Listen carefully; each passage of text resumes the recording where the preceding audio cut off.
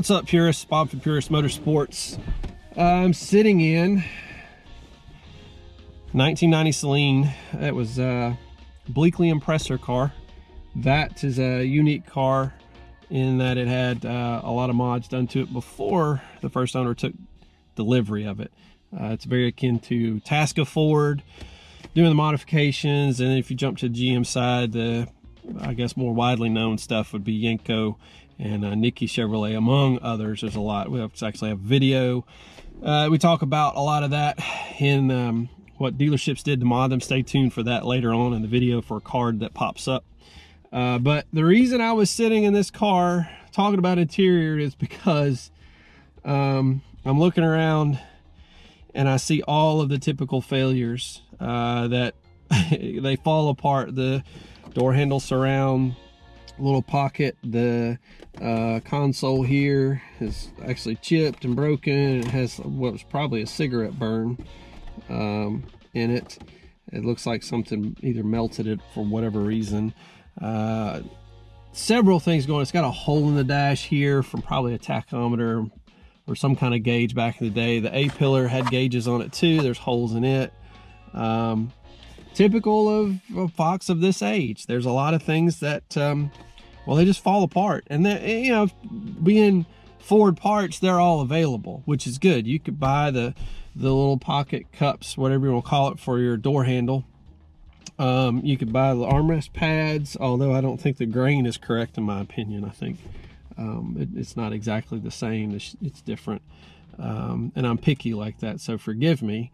I have a standard that I don't think I could even meet if I were to put effort in it and stuff. The horn button here is messing. What else is messed up in the car? Oh, map pockets. Yeah, map pockets are one that just, those fail. They're really bad. They sag, they get holes in them because they sag and the door closes on them. Air vents too. You have the little I don't know what you call that part, pieces that they adjust where the air goes. They break. But the benefit to a lot of the Ford parts in a Saleen interior is that they are available. You can find them. You could possibly, if a car is still in the junkyard and in decent shape, potentially get that from them. Although I don't think that's happening very much these days because these cars are getting long in the tooth. And if it's been sitting outside in the junkyard, it's likely roasted. Interior pieces and plastics usually don't last to the sun baking unless the junkyard was smart enough to remove everything and put it inside.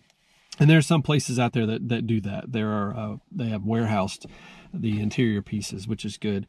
But the challenge for a Saleen owner, specifically 87 to 91, and maybe some 92, 93 when you get into the Recaro interior, but the 87 to 91 Flo-fit interiors are a huge challenge.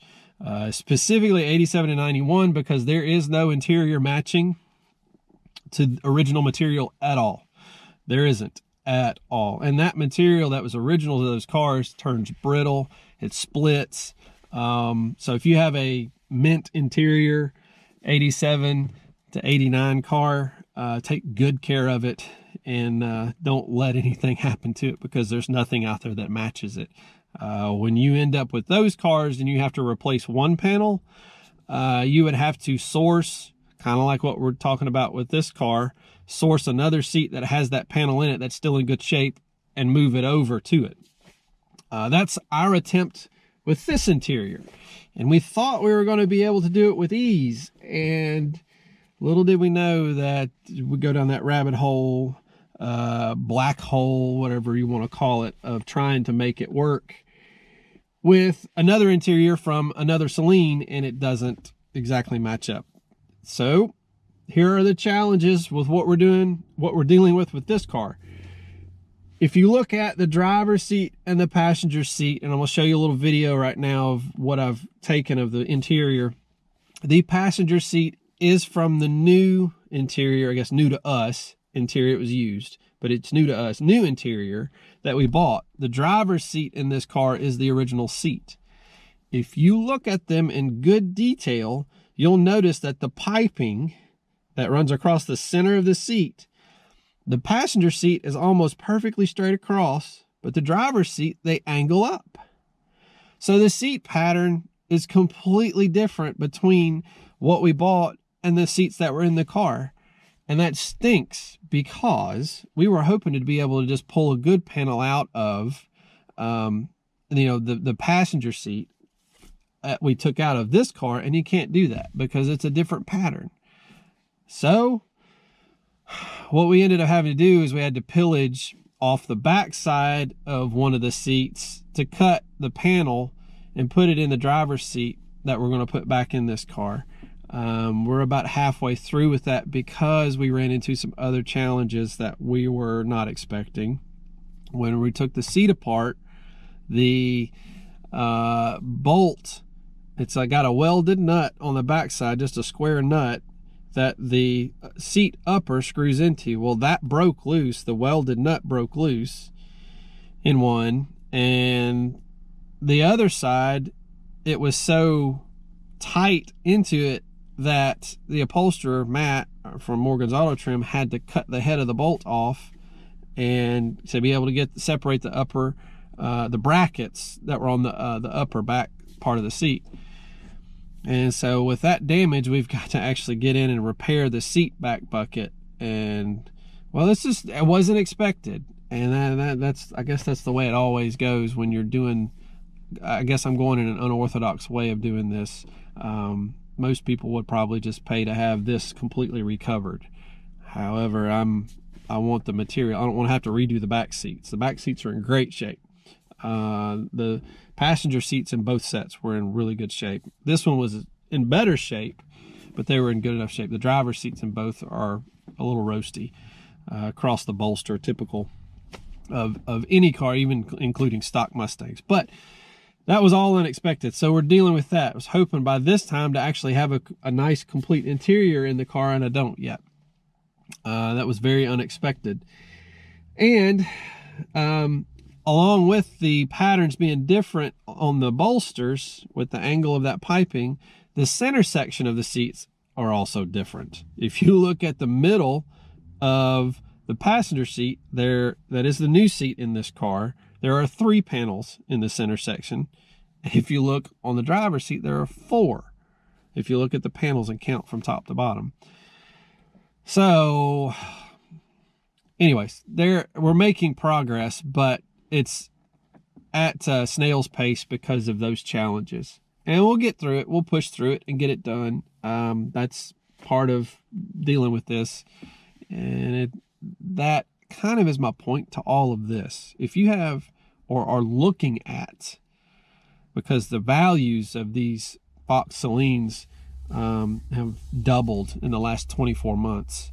If you're looking at one and it has a roasty interior, you really need to consider it, because to get that interior to stay looking original will cost a significant amount of money. One, as far as the 87 to 89 cars, there is no material. As I said before, there is no matching material at all.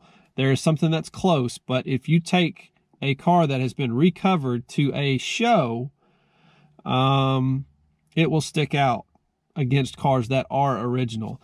So it depends on what your level of expectation is. That's very important.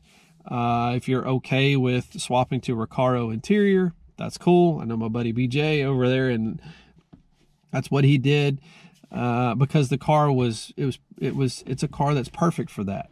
And I think it doesn't matter what model. There are cars that are, you just do what you want to do to them. It's no big deal. But then if there's a car that's marginal in being good shape, and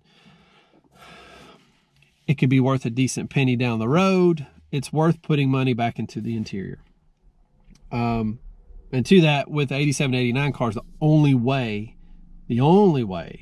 to get the original material is to buy a complete interior and swap it out if it's in better shape than yours, or find something that has a panel in it that you could potentially swap over. But keep in mind, because of what we encountered with these, there's possibly a difference in the way they sewed those together over the course of 3 years.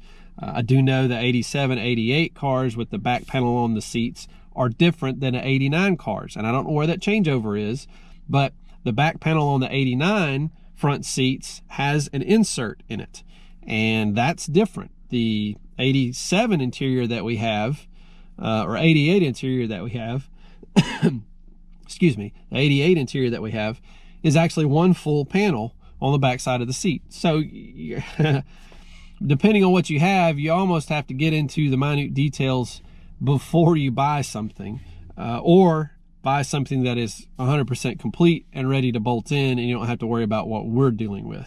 The other thing too is the seat medallions in the 9091. This car has all 4 seats. The interior we bought, it only has on the front seats. So there's a number of different things that jump in as far as challenges, but it's really something to consider when you're buying or looking to buy a Fox Saleen, especially now when the values have gone up, because you'll spend, well, what is the equivalent of a high mileage used Fox on an interior to get it right if you were to buy that. Because I've seen interiors exchange hands for a significant amount of money, and for as much as what used Foxes used to go for, driving used Foxes. So, but this is something that you've got to consider if you're going through the motions of trying to restore a car like this. The low production cars are a big challenge, and it's just easier if you buy the whole interior that's in good shape, and that's pretty much it. Be advised, Saleen Fox interiors are a challenge, more so than mechanicals. And even wheels. Wheels can be a challenge to find, but the interior, especially 87 to 89 cars and the 9091s, it's really hard to find the exact right material. I believe the 9091s have something close, and it being all one material is a little better. But the 87 to 89 cars, there isn't a perfect match at all out there. So you just have to get as close as you can. I know that the difference in what's made now as far as the center material in the 87 to 89 cars, the dot that is in the center material that's now current is black. What's being produced has a little black dot in it. The original material is actually a gray dot that matches the bolsters. So that's a key. It's challenging, but that's what you got to do to get something recovered. That's what you got to do. It's whatever's available. Know that similar issues were around when my friends were restoring their 60s muscle cars in high school. So it is what it is. You got to get what you can get. But with that, as always, whether you're driving them or restoring them, always enjoy them. Peace.